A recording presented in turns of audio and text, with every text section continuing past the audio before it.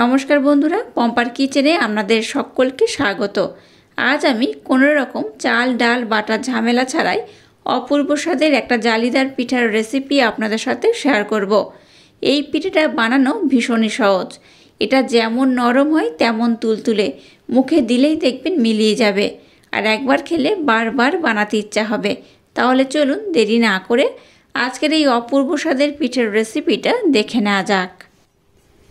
আজকে যে পিঠে বা জলখাবারটা বানাবো তার জন্য দেখুন প্রথমে একটা মিক্সির জার আমি নিয়েছি। এবার দেখুন বড় কাপের মাপ করে হাফ কাপ এখানে আমি সুজি ব্যবহার করব। এর মধ্যে সামান্য একটু লবণ অ্যাড করলাম। ব্লেন্ড করে নেওয়া মিছরি দিয়ে দেবো ছোট চামচের 1 চামচ, খুব বেশি নয়, 1 চামচ দিলেই হবে। একদম অল্প পরিমাণে এলাচ পাউডার দিয়ে দিলাম, স্মেলটা খুব সুন্দর হবে। এবার এই শুকনো উপকরণটা আমি একটু ভালোভাবে ব্লেন্ড করে নেব। যদি 100% ব্লেন্ড করা যায় সেইভাবে ব্লেন্ড করলেও হবে। মিশ্রণটাকে দেখুন আমি কিন্তু খুব ভালোভাবে ব্লেন্ড করে নিয়েছি। দেখে বুঝতে পারছেন একটু ভালোভাবে কিন্তু এটাকে আমি ব্লেন্ড করে নিয়েছি। এবার এখানে যে কাপের মাপ করে হাফ কাপ সুজি দিয়েছিলাম সেই কাপের মাপ করে হাফ কাপ লিকুইড দুধ এখানে আমি অ্যাড করব। আমি কিন্তু যতটা সুজি দিয়েছি ততটা দুধ দিয়ে এটাকে আমি আবারও ব্লেন্ড করব, আর এক্সট্রা করে যদি দুধের প্রয়োজন হয় সেটা আমি পরে ব্যবহার করব। দুধটা দিয়ে এটাকে আমি আরেকবার খুব সুন্দর করে ব্লেন্ড করে নেব। দেখুন মিশ্রণটাকে আমি খুব সুন্দর করে ব্লেন্ড করে নিয়েছি।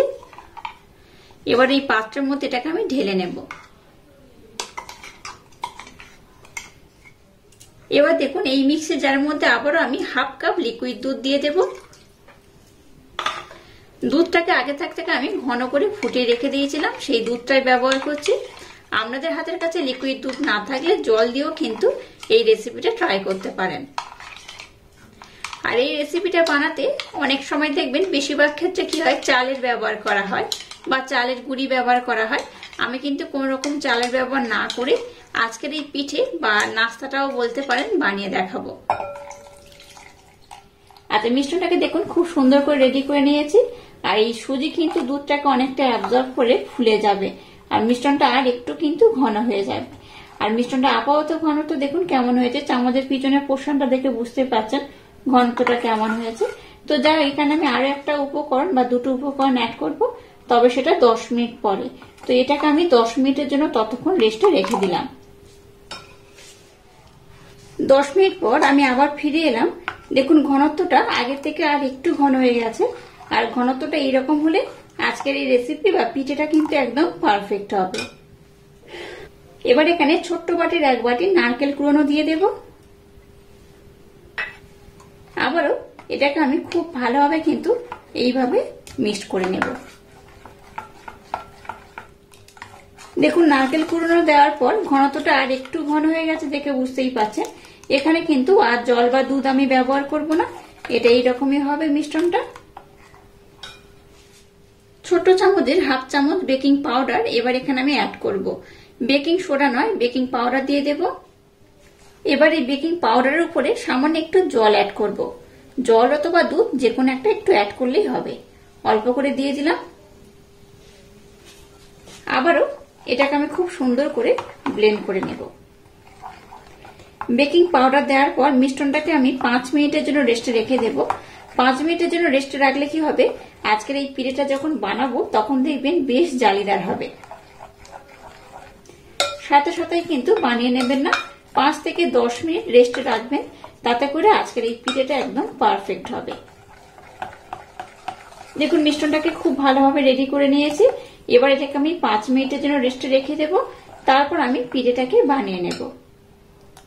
ঘনত্বটা আমি আর একবার দেখিয়ে দিচ্ছি। দেখুন এই দেখুন চামচের পিছনের পোর্শন এইভাবে হাত দেবেন, এইভাবে একটা আঙ্গুল দিয়ে টেনে নিলেই দেখবেন যে একটা খুব সুন্দর লেয়ার পড়ে গেছে। এই দেখুন একটা দাগ হয়ে যাচ্ছে, তার মানে জানবেন ব্যাটারের ঘনত্বটা একদম পারফেক্ট রয়েছে। তো চলুন 5 মিনিট এটাকে রেস্টে রেখে দেব, তারপর পিঠেগুলোকে আমি বানিয়ে নেব। এবার দেখুন গ্যাসটাকে জেলে দিয়ে একটা কড়া বসিয়ে দিয়েছি, আর কড়াটাকে হালকা গরম করে নিয়েছি। হালকা গরম অবস্থায় একটু তেলের প্রলেপ এইভাবে লাগিয়ে দেব। খুব বেশি নয়, ছোট্ট জায়গা জুড়ে এইভাবে লাগিয়ে দিলেই হবে। এবার আমি তেলটা দেওয়ার পর কড়াটাকে একটু গরম করে নেব। এবার দেখুন যে মিশ্রণটাকে বানিয়েছি এই মিশ্রণটা নিয়ে নেব আর এক হাতা করে এখানে দিয়ে দেব। খুব বেশি নয়, অল্প অল্প দেব। এবার এটাকে ঢাকা দিয়ে আমি হতে দেব। এটাকে দেখুন আমি আপনাদের দেখাচ্ছি কত সুন্দর হয়েছে। উপরটা দেখুন খুব ভালোভাবে হয়ে গেছে আর কতটা ছিদ্র হয়েছে, আর অটোমেটিক কড়া থেকে দেখুন ছেড়ে উঠে আসছে। এটা খুব ভালোভাবে বানানো হয়ে গেছে আর দেখেই বুঝতে পারছেন আজকের বানিয়েছি চিতই পিঠে। তো এইভাবে এই শীতকালে কিন্তু অবশ্যই একবার এই পিঠেটা বানাবেন। আশা করছি বাচ্চা থেকে বড় সবাই ভীষণ পছন্দ করবে। আবারও অল্প একটু আমি তেলের প্রলেপ লাগিয়ে দেব, খুব বেশি নয়, অল্প করে দিলেই হবে। আর সামান্য একটু জলের ছিটেও দিতে পারেন। আবারও এক হাতা ব্যাটার দিয়ে দেব। আবার এটাকে ঢাকা দিয়ে হতে দেব। এইভাবে সমস্ত পিঠেগুলোকে আমি বানিয়ে নেব। আমি একবার ঢাকাটা খুলে দেখাচ্ছি, দেখুন কতটা জালিদার আর ছিদ্র হচ্ছে, দেখে বুঝতেই পারছেন। এইভাবে কিন্তু সবগুলোকে আমি বানিয়ে নেব।